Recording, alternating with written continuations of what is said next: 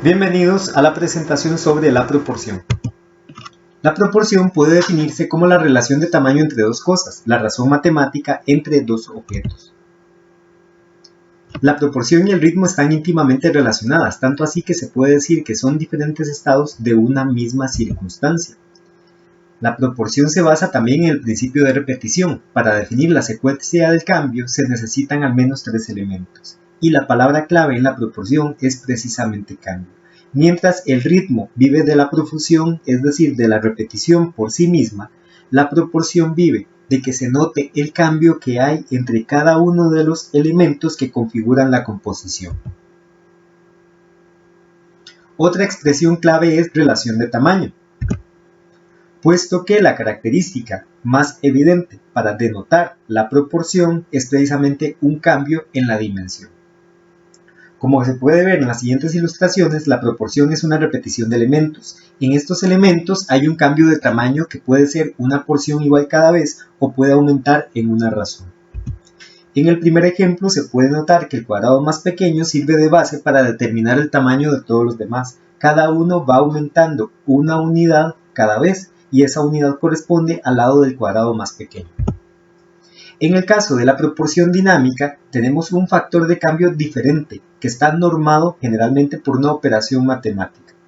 Puede notarse que el cuadrado más pequeño sirve como base para determinar el tamaño de todos los demás, pero en este caso se traza su diagonal mayor para determinar el lado del siguiente cuadrado, y así sucesivamente para cada uno de ellos. Puede decirse entonces que la razón de cambio del tamaño de los lados de cada uno de estos cuadrados está regido por el teorema de Pitágoras.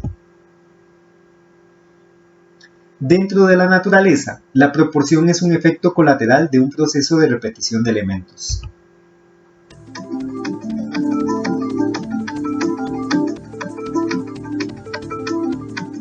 A nuestro alrededor el mundo toma forma. A diario vemos esferas, cilindros, espirales y otras muchas estructuras que forman parte de la naturaleza. Incluso cuando nos miramos al espejo, las formas nos sorprenden. Cada objeto organiza sus moléculas de la manera que le resulta más beneficiosa para perdurar. Y a veces estas formas son mucho más complejas de lo que podría llegar a imaginar un diseñador. Por ejemplo, un romanesco, este híbrido entre brócoli y coliflor, ¿qué tiene de particular? Es una forma fractal. Su estructura se va repitiendo a escalas progresivamente reducidas. Si cogemos el romanesco y arrancamos una rama, veremos que tiene la misma estructura que la pieza entera, y un trozo de esta rama también tendrá la misma estructura. Un romanesco está formado por un número determinado de pequeños romanescos. Es una forma de crecer muy efectiva. El organismo aumenta su tamaño de forma exponencial con las instrucciones más sencillas. Solo hay que repetir siempre la misma estructura. El cuerpo se propaga de manera continua y conexa con un número determinado de repeticiones. La fractalidad es el mejor patrón para crear frondosidad. Y esta frondosidad la encontramos continuamente en la naturaleza.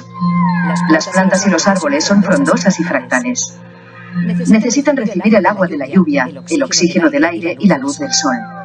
La estructura fractal es ideal para aprovechar al máximo el contacto con el exterior. Entonces no es de extrañar que la fractalidad se haya seleccionado como el mecanismo más efectivo para el crecimiento de las plantas. ¿Y los animales también somos fractales? La respuesta no es ni que sí ni que no. Tú no estás formado por muchos tus pequeñitos. Por fuera no somos fractales, al contrario, la forma de nuestro cuerpo nos protege del exterior. Con los orificios de entrada y salida nos bastamos para intercambiar alimentos e información con el entorno. En cambio, por dentro, sí que somos fractales. El cuerpo es una máquina que necesita mucho mantenimiento. Los nutrientes tienen que llegar a cada una de las células y la estructura fractal es la más efectiva y la más económica para transportar sustancias por el interior. Las redes neuronales, los bronquios o el sistema digestivo tienen una estructura fractal, pero el más impresionante es el sistema circulatorio.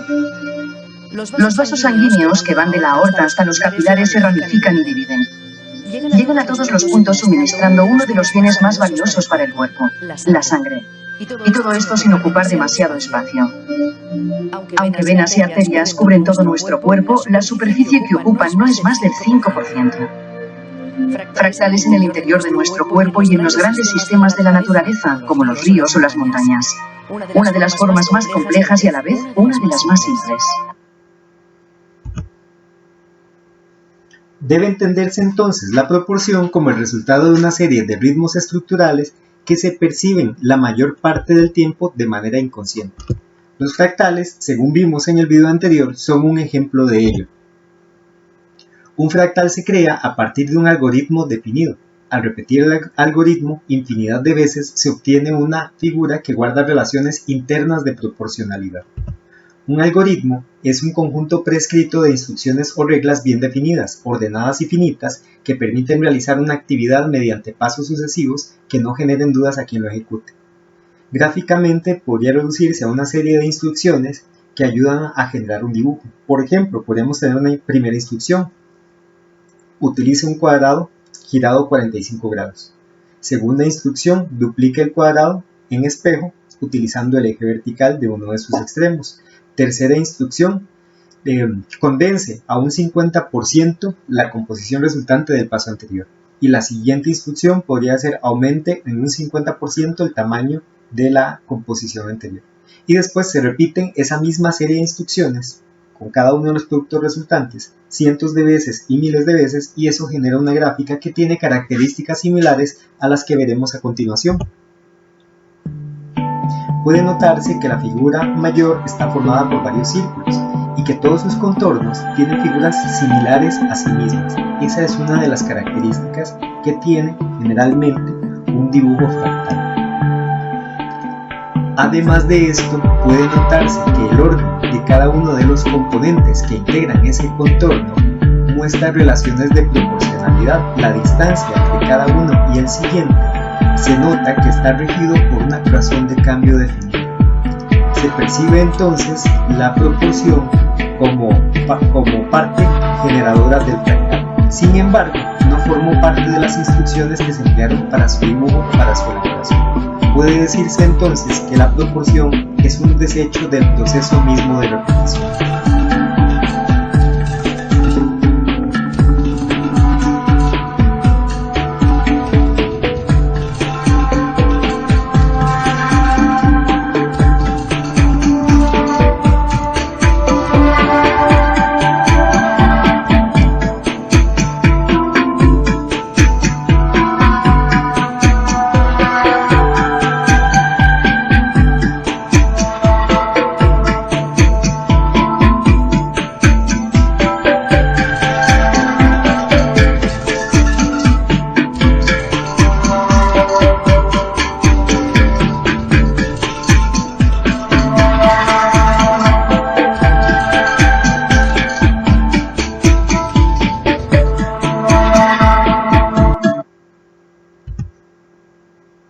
La sección áurea o divina proporción no escapa a esta definición, es consecuencia de la repetición dada por un algoritmo fractal presente en el desarrollo de los seres vivientes.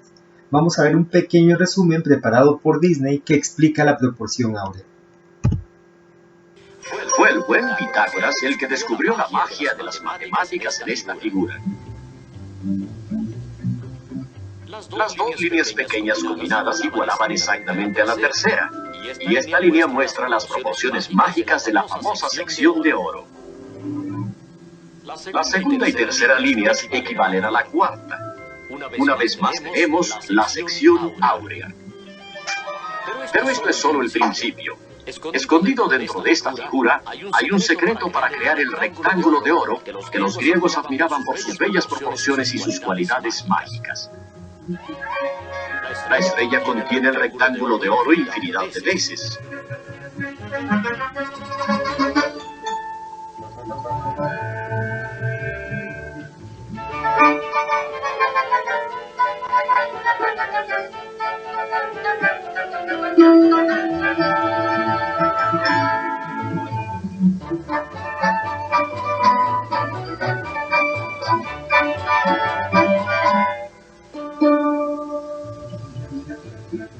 Es una figura extraordinaria que se reproduce matemáticamente en forma infinita.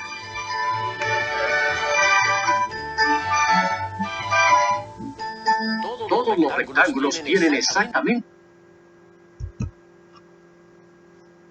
La lectura de una proporción correcta influye en nuestras decisiones acerca de belleza presente en un objeto.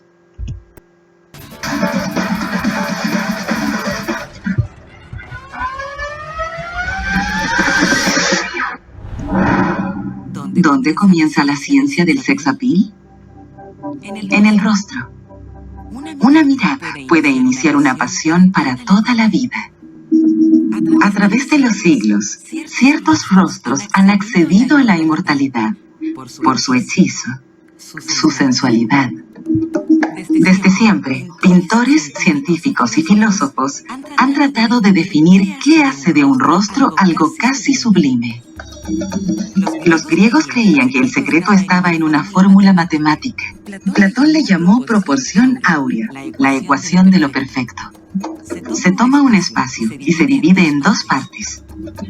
La proporción áurea se aplica cuando el tamaño relativo de la parte menor en relación a la parte mayor es igual a la razón de la parte mayor respecto al total. Equivale a unos 2/3 de la medida transversal. En la práctica, la proporción áurea se encuentra en la estructura de muchos seres vivientes, incluidos los humanos. Muchas proporciones anatómicas en manos, pies, brazos, torso y rostro se aproximan a coincidir con ese equilibrio matemático. Kendra Schmidt trabaja en la Universidad de Nebraska. Usa la proporción áurea para calificar la sensualidad facial. Empezamos con unos voluntarios clasificando una serie de imágenes en cuanto a su atractivo. Descubrimos que hay algunas facetas que influyen más que otras en el atractivo. Que el ancho del ojo sea igual a la distancia entre los ojos y que el ancho de la boca guarde proporción con el ancho de la nariz. Según la proporción áurea, es importante.